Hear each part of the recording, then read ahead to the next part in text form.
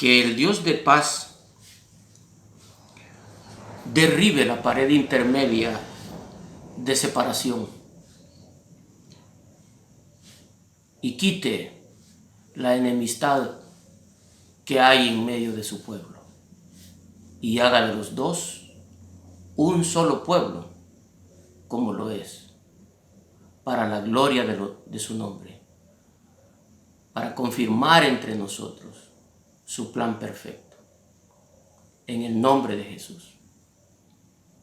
Este día quiero compartir con ustedes un principio que Dios ha dado a mi corazón y quiero hacerlo extensivo para que descubramos realmente lo que nosotros para Él somos y que necesitamos serlo. Quiero que me acompañe al libro de Efesios, capítulo 3 y versículo 1. Tengo de nuevo la inquietud de volverle a exhortar, de sugerirle, de pedirle que tome su Biblia y lea junto a mí este tiempo que vamos a compartir su palabra. Le envío un saludo a Guadalupe Pérez. Que Dios me la bendiga, me la fortalezca, me la anime a seguir adelante en este camino de salvación que Dios le ha dado. Que Dios anime tu alma a seguir adelante, Guadalupe. Bendiciones. En el capítulo 3 del libro de Efesios, versículo 1, la palabra de Dios dice en Reina Valera, versión 1960. Por esta causa yo, Pablo, prisionero de Cristo Jesús, por vosotros los gentiles. En el libro, en la Biblia latinoamericana, se lo voy a leer para que oigamos cómo lo describe la Biblia latinoamericana. Dice el mismo capítulo 3, versículo 1. Por eso yo, Pablo, el prisionero de Cristo por ustedes, los no judíos. Prisionero por ustedes. Y quiero que me acompañe al capítulo 9 de Primera de Corintios. Primera de Corintios, capítulo 9, versículo 16. Y dice la palabra de la siguiente manera. Pues si anuncio el evangelio, no tengo por qué gloriarme, porque me es impuesta necesidad, y ay de mí si no anunciar el evangelio. La versión latinoamericana lo dice de la siguiente manera. Pues, ¿cómo podría alardear de que anuncio el evangelio? Hace una pregunta. ¿Cómo podría alardear de que anuncio el evangelio? Estoy obligado a hacerlo. Y pobre de mí si no proclamo el evangelio. ¿Cómo podría alardear de que anuncio el evangelio? No tengo por qué sentirme superior a nadie por el hecho de predicar el mensaje de salvación. No soy superior. La palabra de Dios nos exhorta y dice, quien quiera ser mayor, que sirva. O sea, por amor somos esclavos, unos de otros. Por amor a Dios y por amor de unos a otros, nos es necesario volvernos esclavos unos de otros. En reiteradas ocasiones he venido proclamando ante estas cámaras que nos es necesario nacer de nuevo. Nos es necesario presentar una ofrenda de olor grato. Nos es necesario descubrir nuestra condición caída y renunciar a hacer las cosas como nosotros las hemos estado haciendo, para que sea Cristo Jesús el que en nuestras vidas haga la obra perfecta. Él es el único que conoce el camino. Él es el único que cumplió la ley. Él es el único que vivió en santidad. Él tiene la vida que Dios dio a Adán en el huerto.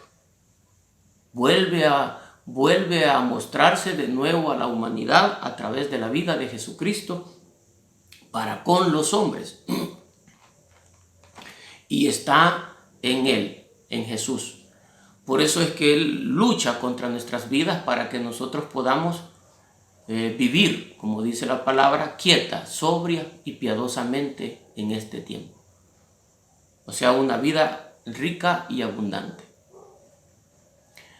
Tristemente la iglesia no vive esa plenitud porque nos hemos enfrascado, nos hemos embarcado en un proyecto en el cual nos encontramos divididos por causa de la falsa doctrina, por falta de la verdad en medio de nosotros. Nos ha costado vivir en la verdad a nosotros, mucho más nos ha costado hablar de la verdad entre nosotros. Hoy en la iglesia es un tabú hablar de la verdad. Y la Biblia nos exhorta a hablar verdad unos con otros. Y hoy no la hablamos. Prácticamente nos hemos vuelto fariseos de la obra. Dios en este tiempo está despertando nuestro corazón y nuestras vidas de que verdaderamente nos volvamos a Él. Tenemos que volvernos. Despiértate tú que duermes, nos dice. Y ese principio donde Pablo asegura que es prisionero por amor. Pablo nos asegura que él es un prisionero por amor a Cristo. Por eso yo, Pablo, el prisionero de Cristo, por ustedes, los no judíos. Y quiero que evaluemos nuestro corazón hoy. Realmente, si usted está viviendo por amor a esa persona, porque Pablo se considera un prisionero por amor a los no judíos, o sea, a los gentiles, a nosotros, a quienes les está llevando la palabra. Y eso quiero que esta mañana nos desnudemos. ¿A quién verdaderamente estamos oyendo en nuestro corazón? ¿A quién le estamos abriendo nuestra vida para que nos ayude, nos guíe, nos instruya en la verdad? Si estoy siguiendo el patrón de un hombre o si estoy siguiendo el camino que Dios nos ha trazado. Hay algo bien tremendo y cuesta descubrir, hermanos y amigo que me escucha, y es que él mismo dijo, yo soy el camino, la verdad y la vida, y nadie viene al Padre sino por mí. O sea, el único que puede guiarnos por el camino es Jesús. Un hombre difícilmente lo va a hacer. Un hombre nos va a guiar a los deseos que hay en Él, a los sueños que hay en Él, a los proyectos que hay en Él y a la forma de trabajar que hay en Él. Para que Dios nos instruya como iglesia, nos es necesario depender de Él. Y para depender de Él, todo hombre debe someterse bajo la autoridad de Dios. O sea, ponerse a sus pies. El que quiera ser mayor, que sirva. Y eso es lo que nosotros como seres humanos nos cuesta. Estamos llenos de tanta altivez, de tanta vanagloria. Nos hemos vanagloriado nosotros mismos. Y la misma palabra dice que te alabe el extraño, no tú mismo. Y si nos alaba el extraño, con mayor causa todavía nos sentimos superiores unos a otros cuando somos ante Dios iguales. Quiero este día compartir ese principio, hermanos, amados, amigo, hermano, que me escucha. Y vaya conmigo al capítulo 20 del libro de Mateo, del Evangelio de Mateo. Y en el capítulo 20 vamos a tratar de tomarlo más, todo el capítulo, porque todo nos habla referente a lo que Pablo está diciendo. Pablo, prisionero de Cristo. ¿Cómo alcanzo? ¿Cómo logro? ¿Cómo llego a ser prisionero? Por amor a la vida de otra persona. Oiga lo que estoy hablando, hermano. ¿Cómo logro ser prisionero de Cristo por amor a mi prójimo? Dice el capítulo 20 del libro de Mateo, desde el versículo 1. Porque el reino de los cielos es semejante a un hombre, padre de familia, que salió por la mañana a contratar obreros para su viña. Y habiendo convenido con los obreros en 1 denario al día, los envió a su viña. Saliendo cerca de la hora tercera del día, vio a otros que estaban en la plaza desocupados. Y les dijo: id también vosotros a mi viña, y os daré lo que sea justo. Y ellos fueron. Salió otra vez cerca de la hora sexta y novena, e hizo lo mismo. Y saliendo cerca de la hora 11ª, salió a otros que estaban desocupados, y les dijo: ¿por qué estáis aquí todo el día desocupados? Le dijeron: porque nadie nos ha contratado. Él les dijo: id también vosotros a la viña y recibiréis lo que sea justo. Cuando llegó la noche, el señor de la viña dijo a su mayordomo: llama a los obreros y págales el jornal, comenzando desde los postreros hasta los primeros, comenzando desde los últimos hasta los primeros. Y al venir los que habían ido cerca de la hora 11ª, recibieron cada uno 1 denario. Al venir también los primeros pensaron que habían de recibir más, pero también ellos recibieron cada uno 1 denario. Y al recibirlo murmuraban contra el padre de familia, diciendo: estos postreros han trabajado 1 sola hora y los has hecho iguales a nosotros, que hemos soportado la carga y el calor del día.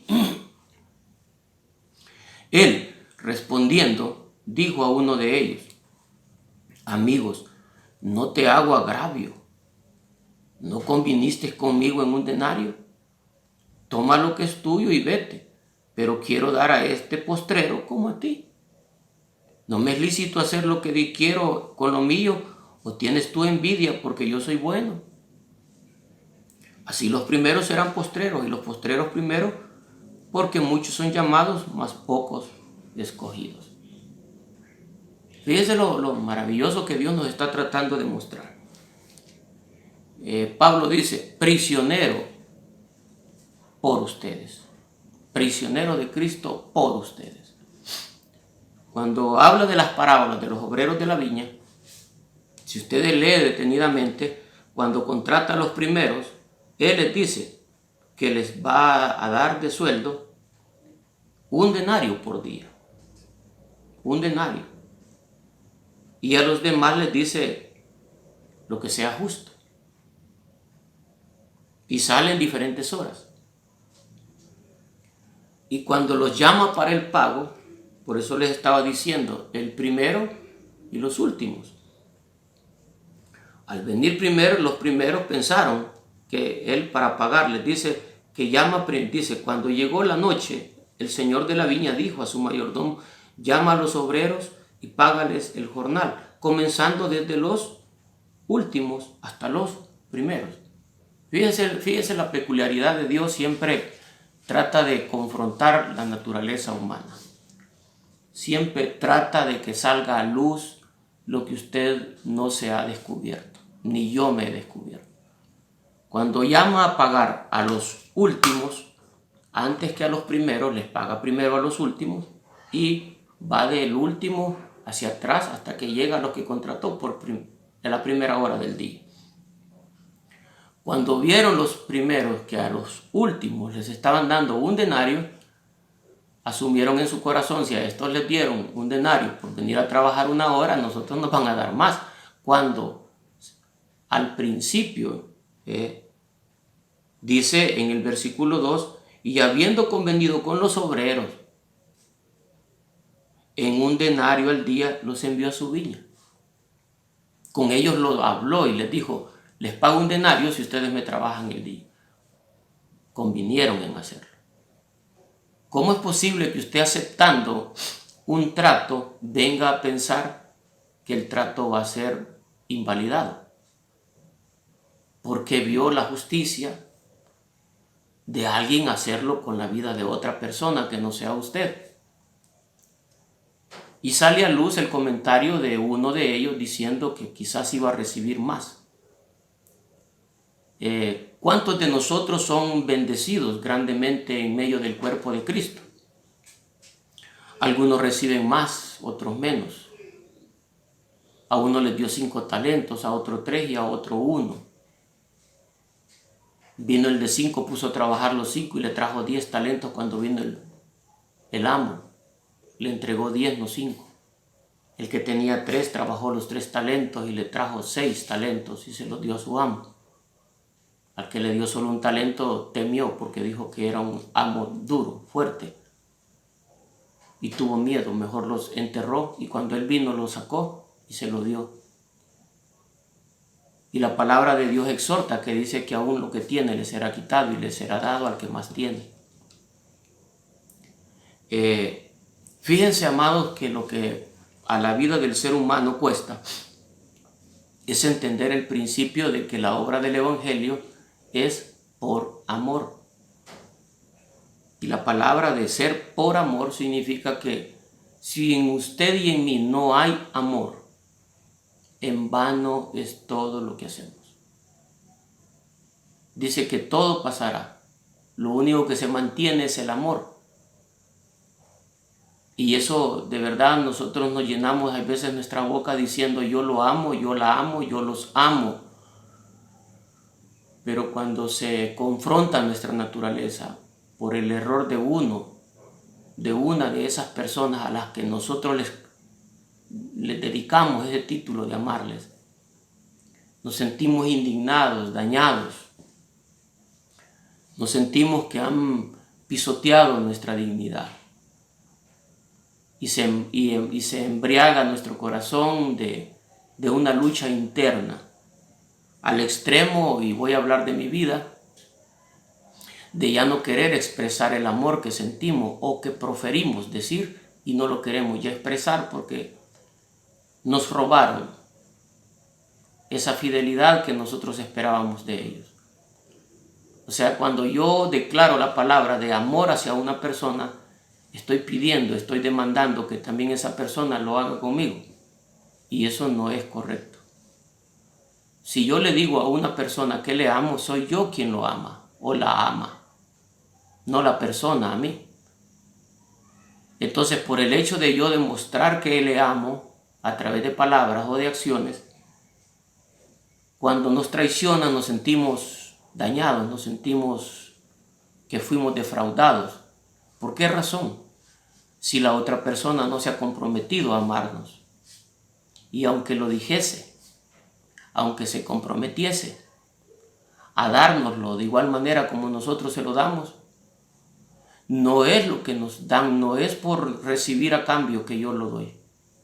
O sea, yo lo doy porque nace en mi corazón, como Dios lo tiene en su corazón, de amarnos, simple y sencillamente tal como somos.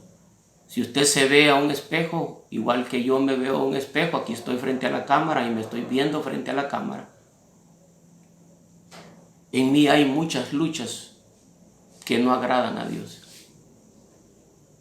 En mí hay muchas áreas que no agradan a Dios. En mí hay muchas acciones que hago que no le agradan a Dios. Hay pensamientos que a Dios no le agradan. Hay actitudes que a Dios no le agradan. Hay pasos que yo doy tras una necesidad por un propósito de ganar o de alcanzar algo que yo deseo, que a Dios tampoco le agrada. Entonces, cuando yo me estoy viendo ante la luz de la palabra, yo soy igual que estos empleados. Convení en aceptar un denario diario y cuando le dan a otro lo mismo que a mí, sale la vieja criatura a defenderse. Y es una falsa defensa porque yo lo acepté, el aceptar de pago un denario, porque estoy reclamando que a otros se lo dan si el trato fue conmigo. Oiga lo que estoy hablando, Dios está hablando con nosotros, no está hablando con nuestros hijos. No está hablando con la esposa, no está hablando con el esposo, no está hablando con la iglesia, está hablando con el líder de la iglesia. A quien está comprometiendo Dios es a usted y a mí. Cuando yo acepto el trato de Dios, no tengo por qué estar reclamando por qué lo hizo de la forma en que lo hizo. Y lo dice la palabra. Dice la palabra que cómo es posible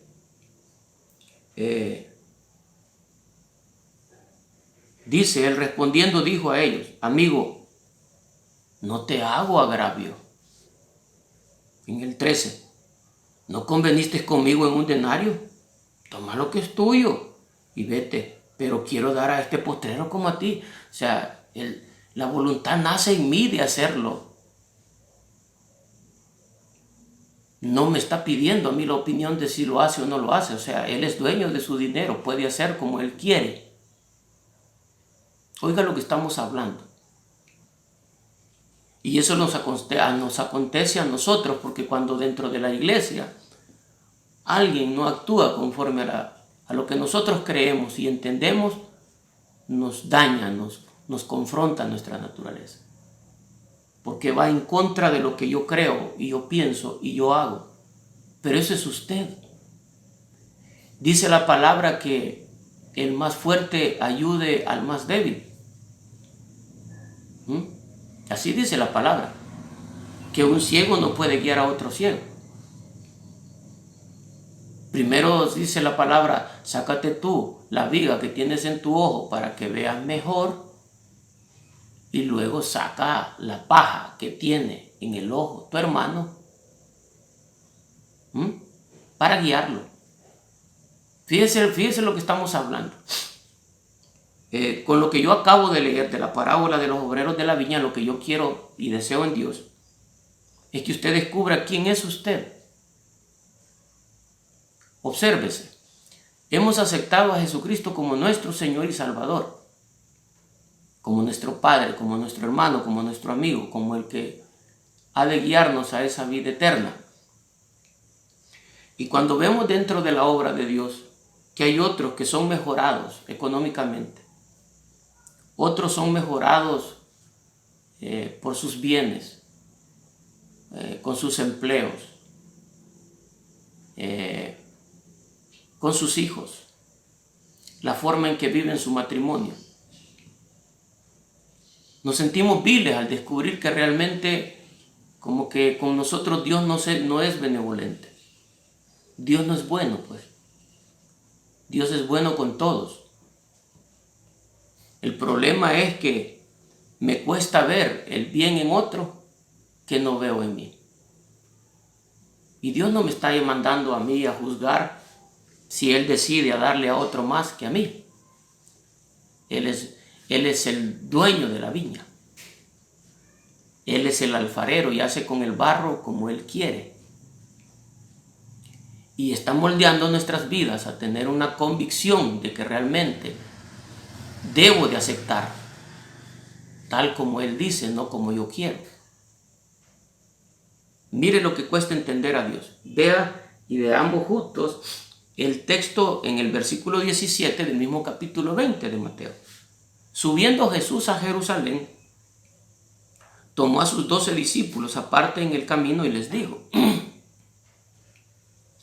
He aquí subimos a Jerusalén, y el Hijo del Hombre será entregado a los principales sacerdotes y a los escribas, y le condenarán a muerte.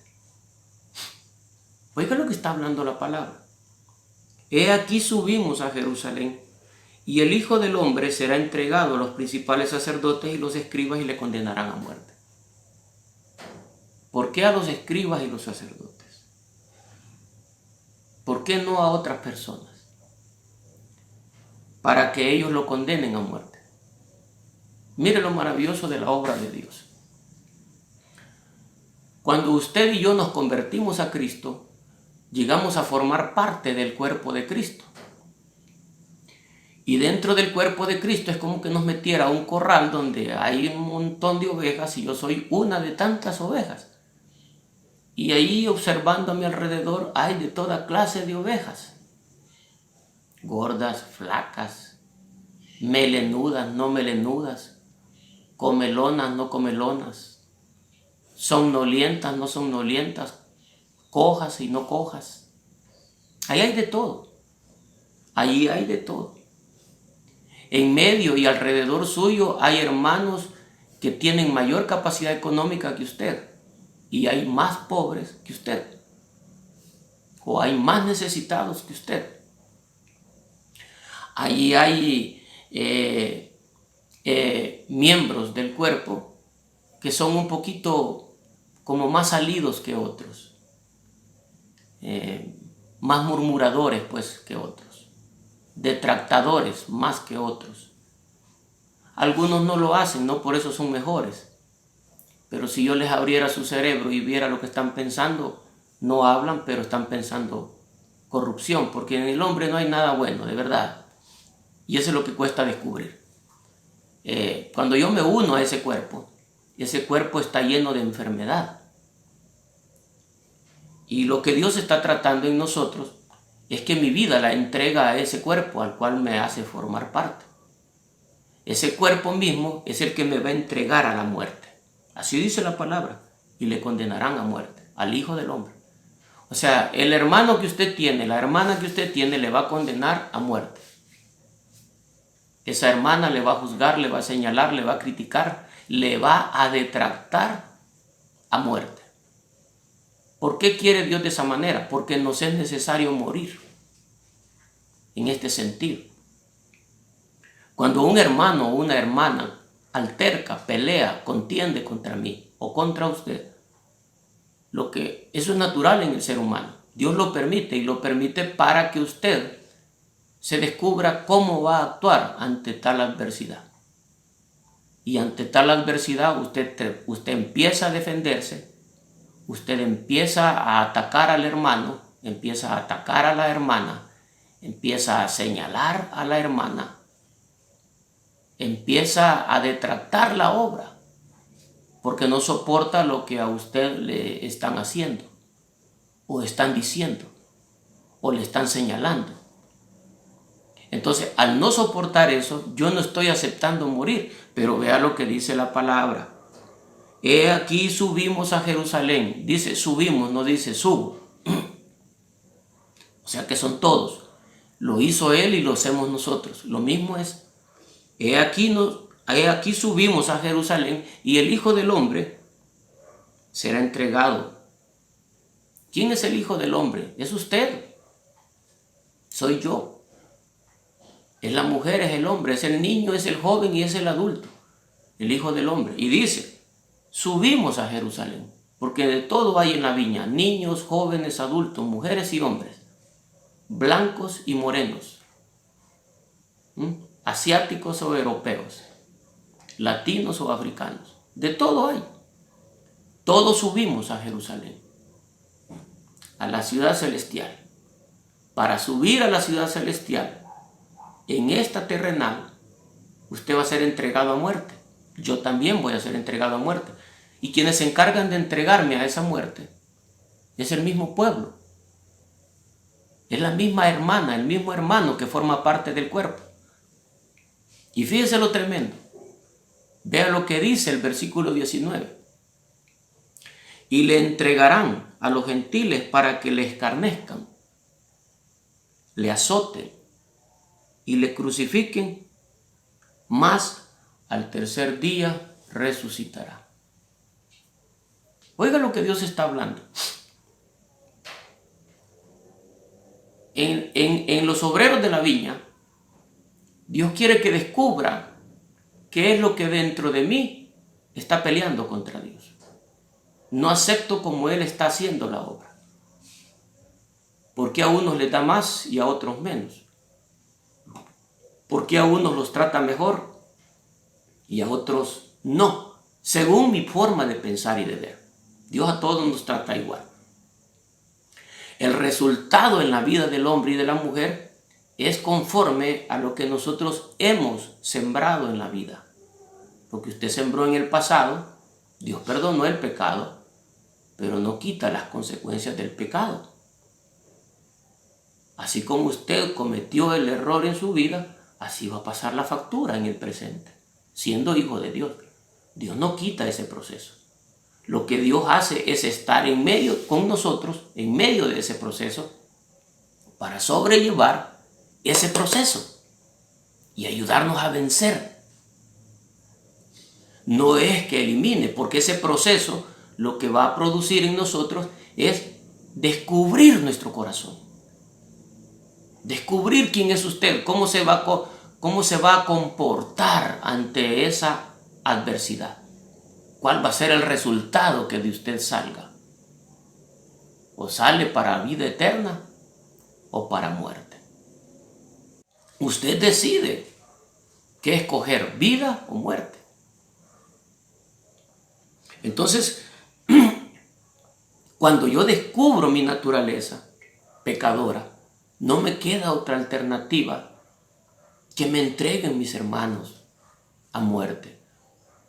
O sea, eso que está surgiendo en mí, esa negatividad, ese comentario negativo, esa detractación, esa murmuración, ese pleito contra los hermanos del cuerpo de Cristo, tienen que morir en usted y en mí. Por eso es necesario subir a Jerusalén, para ser entregado al cuerpo de Cristo. Porque cuando estamos hablando de la viña, estamos hablando de un pueblo en general. Pero de ese pueblo en general hay un grupo que busca de Dios. Ese grupo que busca de Dios es llevado a Jerusalén y allá va a ser entregado ese pueblo por los mismos miembros del pueblo a muerte. Porque usted viene contaminado. Porque usted viene lleno de prejuicios. Porque usted trae una manera de pensar que no es conforme a la voluntad divina. Por eso le estaba hablando la viña. O sea, ya están hablando, ya están detractando, ya están señalando, ya están criticando al amo, al dueño de la viña por lo que él está decidiendo hacer. Y él mismo dice, amigo, no te hago agravio. Hago lo que quiero hacer con lo que es mío. Dice que tremendo. Y a veces nosotros en esa situación estamos. Nos metemos en la vida privada de los hermanos o de la familia, de que ellos hagan como yo estoy pensando o deseando, cuando cada vida es libre de vivir conforme a él o ella lo desea. Dios nos ha dado ese libre albedrío, pero yo quiero imponer lo que yo quiero. Ahí es donde comienza el conflicto en nosotros. Esto no es a la fuerza. Dice la palabra, por eso volvamos y le voy a volver a leer el texto de Efesios 3 de la Biblia latinoamericana. Pablo, el prisionero de Cristo por ustedes. O sea, yo me estoy negando a reclamar mi derecho y me vuelvo prisionero, me vuelvo esclavo de ese deseo del Padre de ser un instrumento de bendición en medio de su pueblo, y no tengo derecho a hablar, a señalar, a criticar, a murmurar, a pelear, a todo lo que es negativo dentro de la obra de Dios. Un prisionero no tiene derecho ni a hablar. No tiene derecho de solicitar nada. Ya fue juzgado. Somos pecadores, pues va. Alguien me puede decir, ¿y cómo va a ser juzgado si no ha sido llevado a un litigio, no ha sido llevado a un tribunal? Dice la palabra que nosotros estábamos muertos en delitos y pecados. Y que de continuo era el hombre solo de pecar. Y el camino del pecado es la muerte, dice la Biblia. O sea que ya estamos sentenciados. Vino Él en rescate por nosotros. Por ese rescate por nosotros, cuando venimos a Él, nos está haciendo que descubramos que nosotros no podemos ni juzgar la vida de otros, porque todavía no ha juzgado la nuestra. En el sentido principal el Evangelio es novedad de vida, dice la Biblia. Así dice la palabra. El Evangelio es novedad de vida. ¿Dónde está esa novedad de vida? En usted y en mí. Porque cuando yo veo a la luz de la palabra de lo que estamos hablando, yo descubro que sigo siendo la misma vieja criatura. Y dice la Biblia que el que está en Cristo, nueva criatura es. ¿Por qué yo sigo hablando igual o pensando igual o actuando igual? Cuando dice la Biblia que yo soy una nueva criatura. ¿Dónde está lo nuevo, lo novedoso que yo tengo? Eso novedoso que Dios está tratando de que produzcamos nosotros. Es lo que Él desea y por lo cual su obra es perfecta. O sea, Él ha trazado un plan divino en nuestra convivencia como cuerpo de Cristo que somos, que solamente Él puede desmarañar esa gran trama de maldad que hay entre el hombre, porque Él conoce los pensamientos y las intenciones del corazón de todo hombre, no solo del mío, es de todos. A diferencia en que yo solamente puedo descubrir la maldad de mi corazón, jamás el suyo, porque solo usted sabe lo que es. A la luz de la palabra yo puedo descubrir la condición en que se encuentra la iglesia, pero no puedo obligar a nadie a hacer lo que yo creo conveniente, aún a pesar de que sé que es verdad. Por eso dice la palabra que se volvió prisionero por amor. El capítulo 4 del libro de Efesios, vea cómo lo dice, y le voy a leer la versión de la latinoamericana. El capítulo 4 dice de la siguiente manera: yo,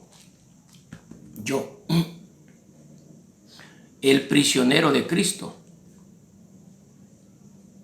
les exhorto, pues, a que se muestren dignos de la vocación que han recibido.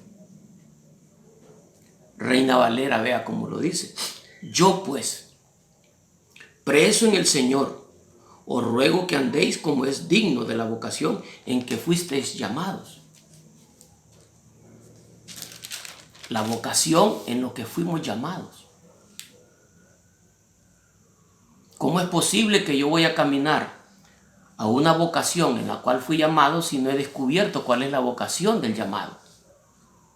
Por eso dice la Biblia que Él es el camino, la verdad y la vida. O sea, solo Él nos puede hacer ver realmente qué es lo que debemos de hacer. Y lo que debemos de hacer primero, como dice la palabra, es limpiarnos, lavarnos a través de la palabra.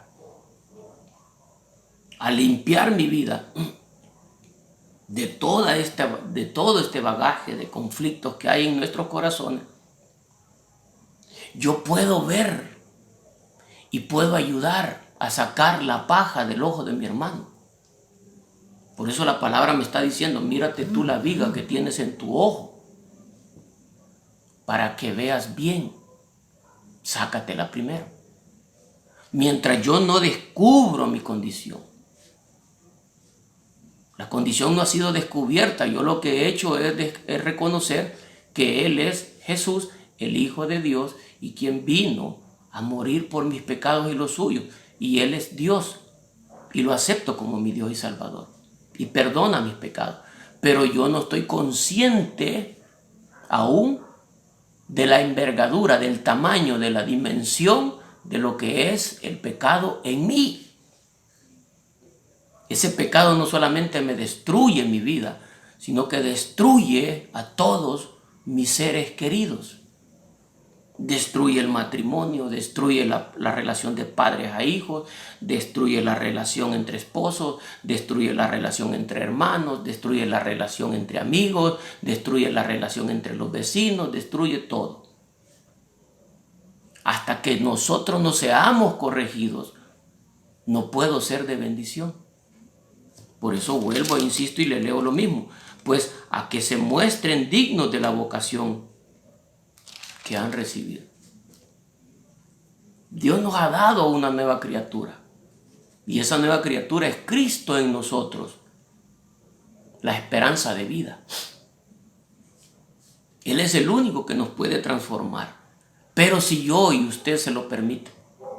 Por eso dice la palabra, y lo está diciendo Jesús mismo: he aquí subimos a Jerusalén y el Hijo del Hombre será entregado. Es necesario que usted entregue su vida a Dios de verdad, no de una confesión del diente al labio, es del corazón.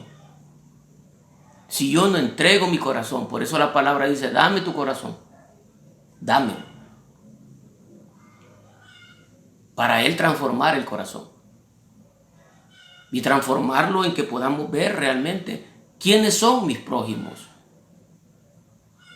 y qué necesito hacer por ellos. Porque lo que trato en este día de compartir con ustedes es que usted se vea como miembro de ese cuerpo. Si no se ha visto, usted es miembro del cuerpo. Le voy a mostrar mi mano, 5 dedos. Una muñeca, una palma, dedo pulgar, el índice, el meñique, el anular. Y hay tantas características, cada doblez del dedo, las uñas, la piel en ellas, las venas, los tendones dentro de ellas. Y vean lo que hace la mano. Ningún dedo protesta, ni tampoco dice la mano izquierda, ¿y a mí por qué no me mostraste? Porque quien dirige el cuerpo es la cabeza. Y en todo el cuerpo hay una armonía sublime. Todo funciona conforme a la mente lo piensa, a la cabeza lo piensa. Y dice la Biblia en Efesios que Él dio a Jesús como cabeza de la iglesia. Si Él es nuestra cabeza, ¿qué desea de todos los miembros del cuerpo? Que nos unamos en esa armonía y funcionemos como tal. Si ni siquiera yo me entiendo, oiga lo que le quiero decir. Si ni siquiera yo me entiendo mi propia vida, ni entiendo mi vida alrededor de mi familia, ¿cómo puedo entenderlo alrededor de miembros de la iglesia que no son mi familia? Y es necesario armonizar porque lo está diciendo, lo está declarando la palabra. Y se lo voy a leer en Reina Valera, lo que dice el capítulo 4 de Efesios 1. Yo pues preso en el Señor os ruego que andéis como es digno de la vocación con que fuisteis llamados. Fuimos llamados a funcionar en un propósito eterno. No ir tras nuestros propios deleites y deseos y sueños, sino tras un sueño eterno de formar el cuerpo de Cristo. La última predicación que le subí antes de esta decía que era necesario mostrar en los lugares celestiales a los principados y a las potestades la multiforme sabiduría de Dios. Y la multiforme sabiduría de Dios solo puede ser mostrada por medio del cuerpo que es la iglesia, no por medio de una persona. Oiga lo que le estoy diciendo. O sea que me es necesario negarme para funcionar dentro del cuerpo. Si no, todo es una mentira. O sea, el plan divino no funciona porque Dios fracasó. No, el que no quiere ceder es usted y yo. Pero el plan de Dios es perfecto. Cuando yo me encuentro en esa armonía con el plan divino, yo funciono al lado de ustedes. Y mire cómo cuesta dar amor cuando las personas no le aman. Dar cuando usted no le dan. Saludar cuando usted no le saluda. Amando cuando usted es aborrecido. Y eso es el miembro del cuerpo. Nosotros queremos ser aplaudidos, admirados, elogiados, privilegiados dentro del cuerpo. Dice la palabra: he aquí subimos a Jerusalén y el Hijo del Hombre será entregado y lo condenarán a muerte. La iglesia lo está entregando a usted y me está entregando a mí a morir, a mi vana manera de vivir. Y ya no pensar solo en mi vida, sino en el cuerpo, como iglesia, como cuerpo, como miembros de Cristo que somos, amándonos unos a otros. Sigue diciendo el principio, en el capítulo 20 del libro de Mateo, 20:20 de Mateo. Entonces se le acercó la madre de los hijos de Zebedeo con sus hijos, postrándose ante él y pidiéndole algo. Él le dijo: ¿qué quieres? Ella le dijo: ordena que en tu reino se sienten estos 2 hijos míos, el uno a tu derecha y el otro a tu izquierda. Entonces Jesús respondiendo dijo: ¿no sabéis lo que pedís? ¿Podéis beber del vaso que yo he de beber y ser bautizados con el bautismo que yo soy bautizado? Hace la pregunta. Y ellos le dijeron: podemos. Él les dijo: a la verdad de mi vaso beberéis, y con el bautismo que yo soy bautizado seréis bautizados. Pero el sentaros a mi derecha y a mi izquierda no es mío darlo, sino a aquellos para quienes está preparado por mi Padre. Queremos ocupar lugares de privilegio y no hemos cumplido el requisito de morir. Hay veces dentro de la obra de Dios nosotros andamos tras los lugares de privilegio. Ser el diácono, ser el ministro de alabanza, ser el que dirija el ministerio de oración.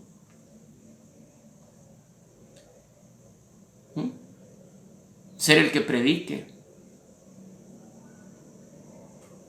Pero no ha muerto. No ha muerto a sus deseos y a sus pasiones. ¿Cómo puede tener ese lugar de privilegio? Entonces usted se lo ha dado o se lo han dado de dedo. Dice que ese es un privilegio que solo el Padre tiene. O sea, Dios lo coloca a usted donde a usted le corresponde, no donde el hombre dice que debe de estar. O sea, estamos funcionando mal como cuerpo porque al principio no lo hemos entendido. Somos lo que acabo de decir dentro de la iglesia, pero no hemos cumplido el requisito que es de morir. A usted lo está detractando la iglesia, lo está señalando la iglesia y no tolera lo que hacen contra usted. Porque como líder usted no es digno de recibir lo que la gente dice del pueblo de Dios. Y no a eso subió Jesús a Jerusalén. Porque eso es lo que saca a luz lo que en usted hay. Porque ahí yo me quiero defender contra el hermano, contra la hermana, porque detractan mi vida. Y eso no es justo. Por eso no es justo que usted siga defendiéndose. No es justo que usted siga viviendo como la vieja criatura que es. En la nueva criatura yo me vuelvo prisionero por amor a esas almas. Yo me niego por amor a esas almas. Porque hay un propósito, hay un plan que ya fue escrito en los cielos y fue decretado en la tierra de que se debe de cumplir. Aquí no hay retroceso, se tiene que cumplir. Usted lo quiera o no lo quiera, lo acepte o no lo acepte, el plan se debe de cumplir. Y es enseñar en los lugares celestiales la supereminente grandeza de la multiforme sabiduría de Dios en los lugares celestiales. De ver una iglesia conforme al plan divino, no conforme yo lo creo. Y eso es lo que cuesta en nosotros de verdad descubrir. Se lo voy a leer, algo que está en un estudio de la Biblia latinoamericana, un estudio de los mismos versículos del libro de Efesios. Jesús de Nazaret vivió solamente una vez su vida de obediencia hasta la muerte. Pero habiendo llegado a ser por su resurrección cabeza de la humanidad, sufre en todos los lugares, trabajo en todos los dominios de la actividad humana. Da su vida de todas las formas posibles, reúne en él todas las formas del amor y vive en sus miembros toda la diversidad de la existencia humana. Vive en medio de sus miembros. En él es Dios mismo quien hace como lo había deseado, su experiencia de la vida de criatura. Los invita a todos, nos invita a convertirnos en una comunidad, oiga lo que estoy leyendo, en una comunidad sólida, capaz de dirigirse según la verdad y de construirse por medio del amor. Somos llamados a mostrar quiénes somos como comunidad y miembros del cuerpo de Cristo. Esa estatura del varón perfecto. Antes yo creía que la estatura del varón perfecto yo la iba a reunir solamente, y es el cuerpo. Dios nos hizo en medio de tantas personas que formáramos un cuerpo para que aprendiéramos a amarnos y ser uno, como Él lo es con el Padre, como Él desea hacerlo con nosotros. Si Él habita corporalmente por medio de su Santo Espíritu en usted y en mí, ¿cómo es posible que no pueda unirnos como hermanos en el mismo sentir? sino que nos tiene peleando. Eso no es Dios. Ese es usted, ese soy yo.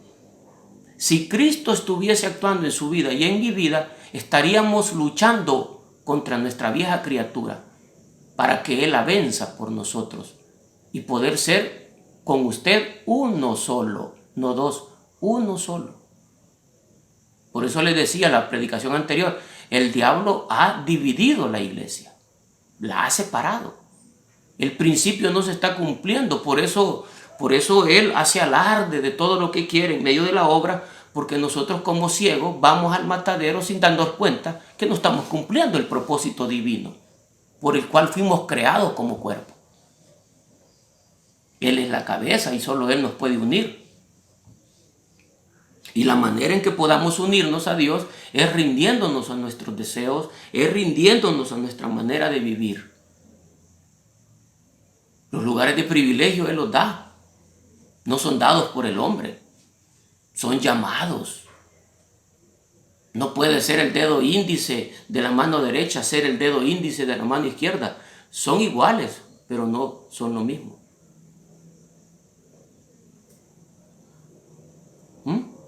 Unos son llamados al evangelismo.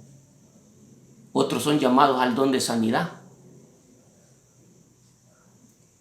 Otros son llamados a ser apóstoles. Otros profetas. Otros maestros. Otros a servir. Y eso es lo que la iglesia necesita descubrir.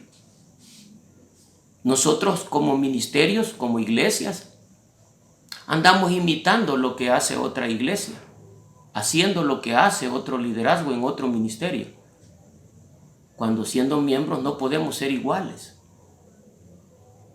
Yo no sé de dónde sale esa falsa doctrina de que todos haciendo lo mismo.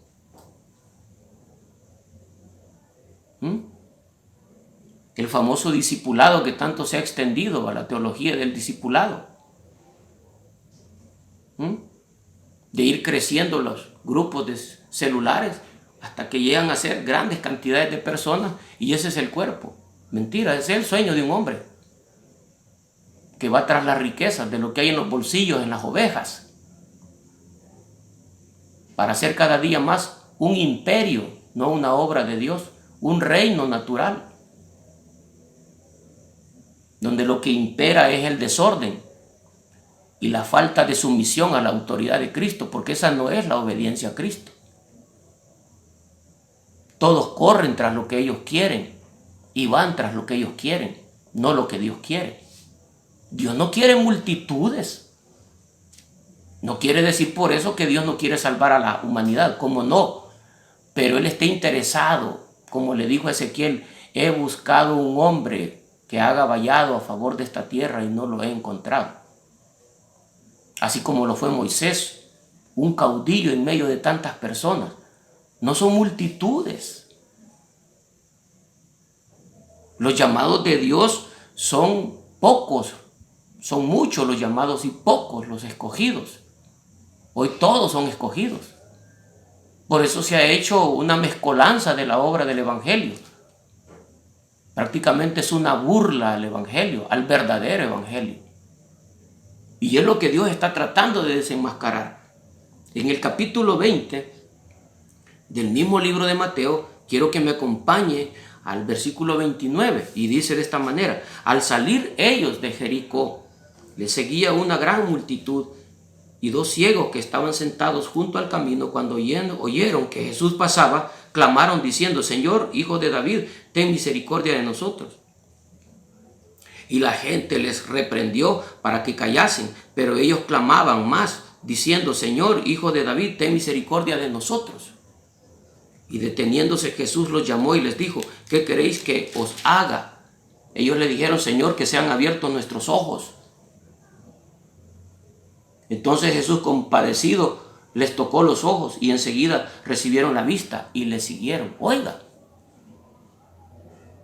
mientras Dios no haga el milagro en su vida y en mi vida de poder ver las cosas como Él las ve, o de entender las cosas como Él quiere darnos a entender, no podemos seguirle. Nosotros estamos siguiendo el patrón el patrón, el formato de un hombre tras un propósito personal, no divino. Yo no sé por qué razón no logramos ver, y se lo digo, hermanos, con respeto y con amor, por qué razón no podemos ver la falsedad del evangelio actual, porque cómo es posible que yo soy miembro del cuerpo de Cristo y nosotros mismos nos estamos detractando unos con otros. Yo he llegado a una conclusión y se lo digo a mis hermanos, a mis hermanas dentro del cuerpo de la iglesia en que estamos. Le digo, si usted escucha a su hermana, si usted escucha a su hermano hablar en mal de un hermano o hablar en mal aún de su familia, corte la conversación y si tiene el valor dígale que no es correcto, porque no podemos estarnos detractando entre nosotros mismos. O renuncia a esa conversación y márchese. Pero tenemos que hablar la verdad. Si usted ve mal a algún hermano, alguna hermana haciendo las cosas que no son correctas, exhórtele con amor. Pero no lo hacemos. Mejor se lo comentamos a otro hermano lo que otro hace. No, hablando verdad unos con otros. A eso es que se está refiriendo Pablo cuando dice preso. Oiga, yo Pablo, prisionero de Cristo por ustedes. Me niego al derecho de ser señalado. Me niego al derecho de ser criticado por lo que estoy haciendo, con tal de hablar la verdad y hacer las cosas como Dios quiere. Y cuando yo quiero hacer las cosas como Dios quiere, todo el mundo se vuelve enemigo de mi vida. Por eso es que vuelvo y le reitero el principio de Mateo 20. Dice Jesús, he aquí subimos a Jerusalén y el Hijo del Hombre será entregado a los principales sacerdotes y ancianos. La misma iglesia lo va a salir detractando y echando de la iglesia y señalándolo y criticándolo, mandándolo a la muerte, entregándolo a la muerte. Así es la obra. Ese es el lugar de privilegio que Dios nos ha puesto. Ese es el lugar, no el que le está pidiendo la mamá de los hijos de Zebedeo. Pidiendo un lugar, si a la derecha o a la izquierda.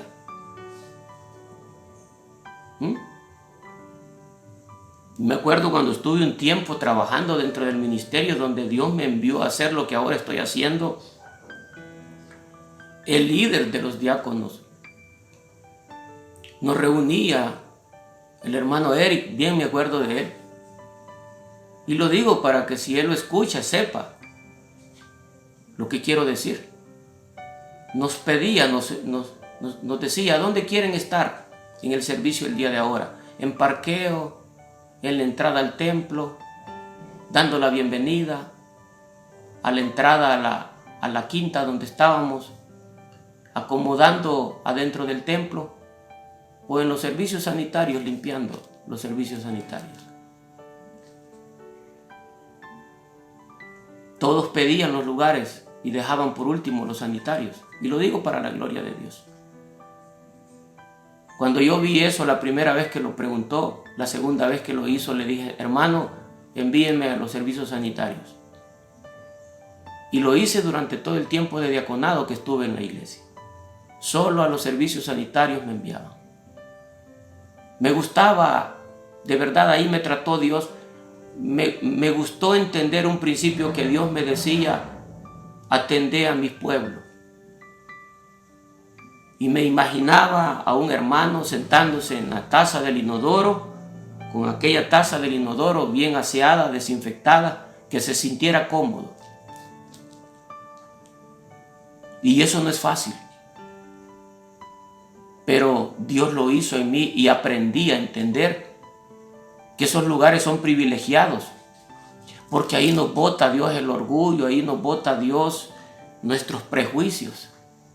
De velar más por la necesidad del otro que por mi necesidad. Ahí comprendí realmente que el principio, como la palabra dice, que el que quiera servir, que sirva, que se humille, que se rebaje a lo sumo.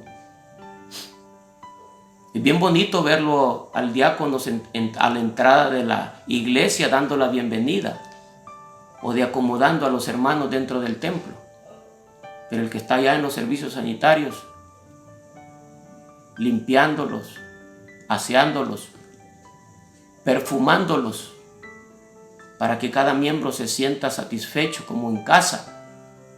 Porque muchos llegamos a esos lugares como que fuéramos no hijos de Dios, haciendo hasta mal uso de lo que tenemos. Ahí donde yo descubría realmente que la iglesia, el hombre no había cambiado, porque las mismas cochinadas que hacían en sus hogares llegaban a hacer al templo, cuando por lo menos deberíamos de dar la imagen de que verdaderamente, aunque sea en eso, Dios había hecho la obra, de ya no seguir siendo el mismo sucio, pero insistí en hacerlo. Todo eso se descubre dentro de la obra. Los hermanos, cuando estaban en parqueo, hacían los comentarios que unos querían los lugares de privilegio bajo la sombra de ciertos árboles, otros no les gustaba quedarse muy atrás porque les gustaba salir primero y que le dejaran el campo libre para poder salir, y gritos en los parqueos. Esa no es la iglesia que Dios ha dejado. Hermanos, todavía cuando tuve la oportunidad de compartir la entrada, porque era una quinta donde estaba ubicada la iglesia, y nos ubicaban en el portón principal, me acuerdo que atendiendo a unos hermanos se me olvidó que estaba otro hermano conmigo en el lugar, y lo ignoré por un tiempo. Cuando vi que no aparecía, lo busqué y lo encuentro fumándose un cigarrito sentado a la caseta de control de entrada. Y bien fresco me dijo, tenía ganas de echarme un cigarrito. Así somos como cristianos. Todavía con cierto libertinaje de ir a un lugar y tomarme un par de cervecitas y regresar a casa. Tener la libertad de girar mi mirada hacia cualquier lado, en la calle, en el templo, donde quiera que esté, y observar a la mujer de mi prójimo. Tener la libertad de darle todo lo que la mente dice, sin tener dominio sobre ella, porque Cristo no es nuestro Señor aún. Seguimos pensando las mismas cosas como antes éramos sin Dios. No hemos sido transformados, por eso nos cuesta rendirnos a Dios. Y estamos ocupando lugares de privilegio. Por eso estoy hablando lo que estoy hablando, porque el que se sienta a la derecha o a la izquierda, Dios lo pone. Y no se pone por dedo, o por señalamiento, o por elección de un hombre, sino conforme al llamado, al cambio de vida. Porque nos ha puesto en ese lugar para que seamos ejemplo. Vuelvo a reiterar lo mismo y se lo vengo hablando desde hace mucho rato como ministros, como miembros del cuerpo, que lo habla la palabra, y yo se los he leído muchas veces y voy a seguir insistiendo en leerlo. Hubo un hombre enviado de Dios, el cual se llamaba Juan. Este vino para dar testimonio, para que diese testimonio de la luz. ¿De qué está dando usted testimonio? De las tinieblas. Ese no es Cristo. Por eso es que nos está costando. Si nosotros no damos a luz lo que Dios ha dado a nuestras vidas, esa multiforme sabiduría, porque tenemos sabiduría, pero no conforme el mundo nos la ha enseñado, sino una sabiduría que viene de lo alto, dice la palabra, que desciende del cielo, no de esta tierra. Cuando yo doy testimonio de esa sabiduría, yo puedo aprender a someterme a Dios y de luchar por medio de la palabra, de limpiarme de mis pecados para poder amar a mi prójimo como Dios lo ama. Le voy a poner un pequeño ejemplo. Tengo en el ministerio de mascota a una gata y la adquirimos por causa de que había una plaga de ratas y vino para quedarse con nosotros. Como todo animal, adquirió celos. Y yo, para evitarme de tener conflictos, lo que hice fue vacunarla para que no quedara preñada. Pero esa inyección le causó un problema a la gatita y estuvo a punto de morirse, porque por su parte expulsaba una segregación como de pus. estuvo por 6 meses recuperándose y al final de tanta oración Dios la levantó. Pasado un tiempo, el animalito volvió a adquirir celo. Y ya no quería seguirle poniendo la inyección. Lo que he hecho es ir a Dios. Si Él creó todas las cosas, yo debo de aceptar que también el animal tiene su propia naturaleza como yo la tengo. La dejé en libertad. Quedó preñada. Regresó y estuvo a punto de morirse de nuevo porque no pudo procrear los embriones y los expulsó. Y tuve que hacerlo por amor, a no verla morir, de cuidarla por el espacio de una semana, porque perdió hasta el apetito, de darle con una jeringa suero, todos los días. Así como cuando uno va al hospital, me vino a mi corazón, que le ponen una bolsa con suero y luego al terminar se viene la otra, no le dejan cesar que el cuerpo se vitamine. Entonces dije yo, se lo voy a estar dando cada 2 horas, esa jeringa de suero. Y cada 2 horas, todos los días, durante 3 días se lo estuve dando, para que se recuperara porque la animalita no comía y solo defecaba sangre y expulsaba como desechos de carne, o sea, sus criaturas muertas dentro de su vientre. Hasta que se recuperó. Volvió a agarrar el celo. Le he dejado otra vez en libertad. Dentro de mí. Y eso es a lo que quiero llegar. Por eso le expliqué el problema. Aunque no es problema. Es la misma naturaleza. Dentro de mí hubo un altercado que ya no la soportaba. Y Dios me mostró, ese es el grande amor que yo siento por ustedes. Y nunca me he sentido contra ustedes como tú te sientes contra el animal que te he dado. Así como tú dices que es terca, también mi pueblo es terco. Y no cesan de hacer lo que saben que para ellos es mal. Por eso yo alterco contra mi pueblo, me dijo. Y eso es lo que cuesta, hermanos. Que las cosas deben de hacerse por amor. Yo quería que el animalita entendiera que yo le estaba permitiendo cierta tolerancia, pero que ella me entendiera que era por amor y que debía de comportarse o tener una estatura cuando sé que el animal no entiende. Ahora imagínese un ser humano, una persona, un hombre, una mujer, un niño. Usted le está diciendo que no es correcto, no es correcto, no es correcto y no obedece. ¿A qué llega su corazón? ¿Lo aplaude, lo felicita, le da un premio? No. Deseamos altercar contra ellos. Deseamos pelear contra ellos. Deseamos destruir eso que nosotros no vemos correcto en ellos. Hasta que logro entender que eso que estoy deseando no viene del cielo. Eso es mi naturaleza.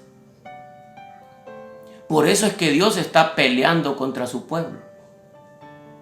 Para que nos despojemos de nuestra vana manera de vivir. Para que renunciemos a ese estilo de vida que traemos prejuiciado, dañado, pisoteado. No nos llevó más que a la muerte y seguimos insistiendo en querer seguir practicándolo dentro del reino de Dios. Ese no es el reino de Dios.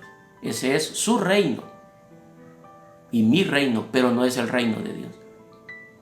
En el reino de Dios hay paz, hay gozo, hay amor, hay misericordia, hay bondad, hay justicia, hay libertad.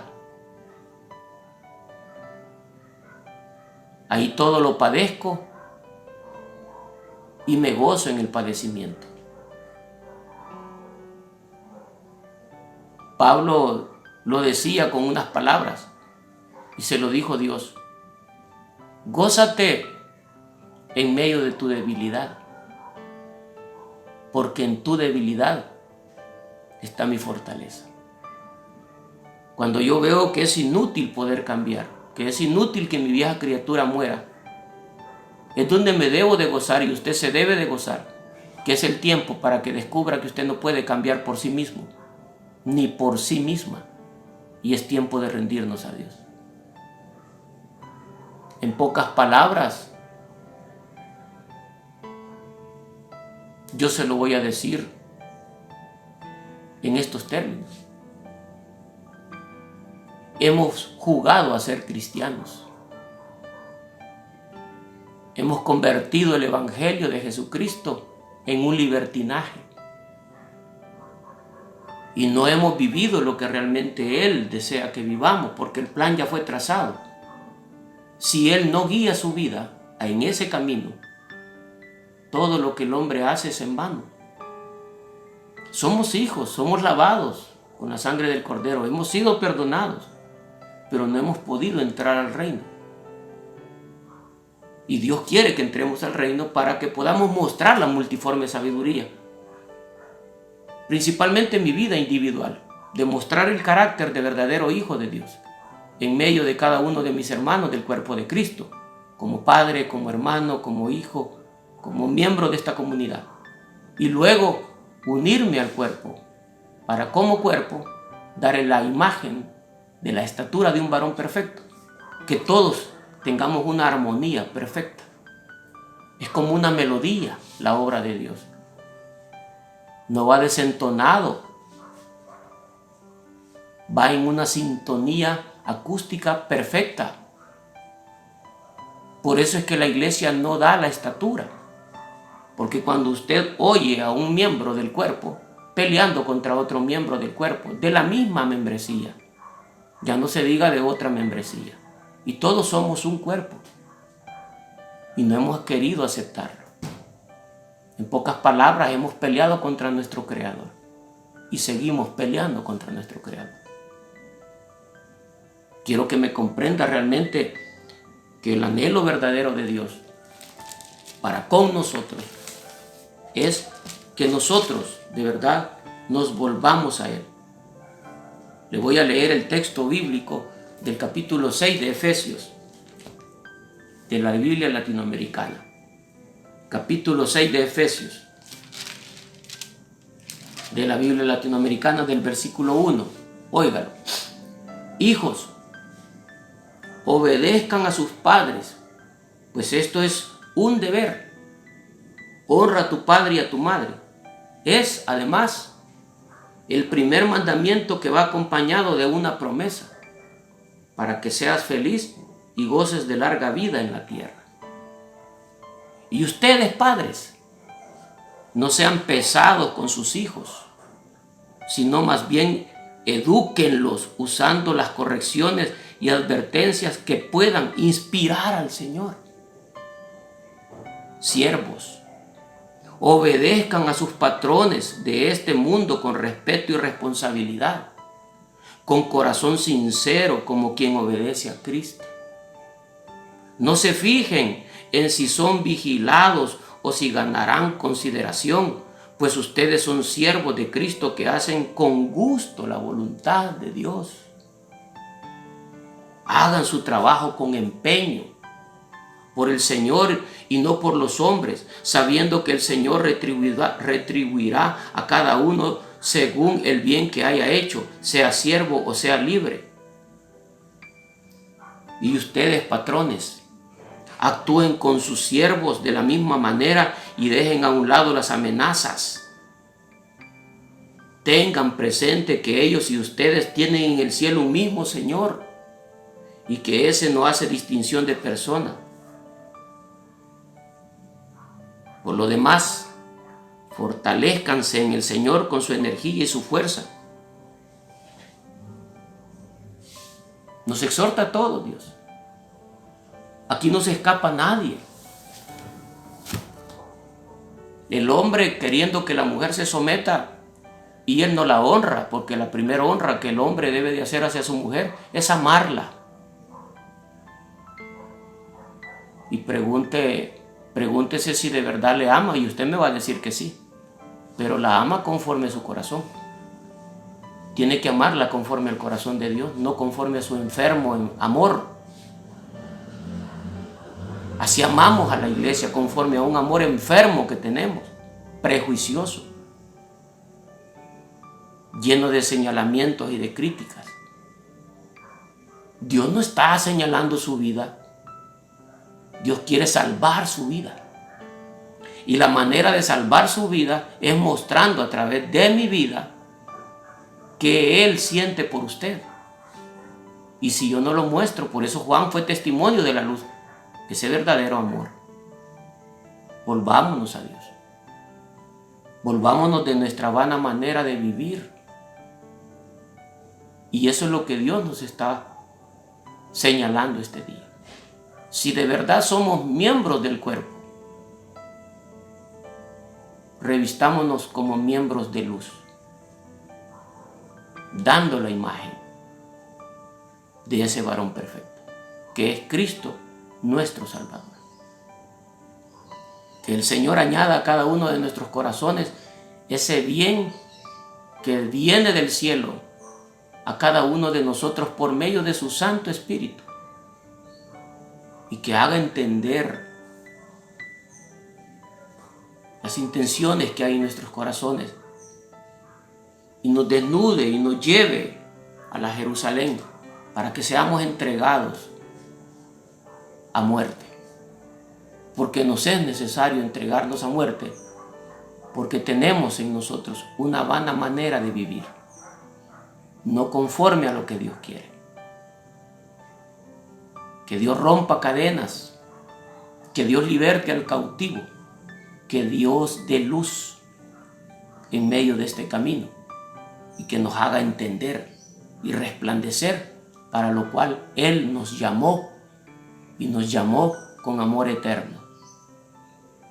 Que Dios me los bendiga, que Dios me los fortalezca, que Dios me los anime a seguir adelante y reciban muchas y ricas bendiciones de parte de nuestro Padre y de nuestro Señor Jesucristo. Bendiciones, amados. Que Dios me los bendiga grandemente.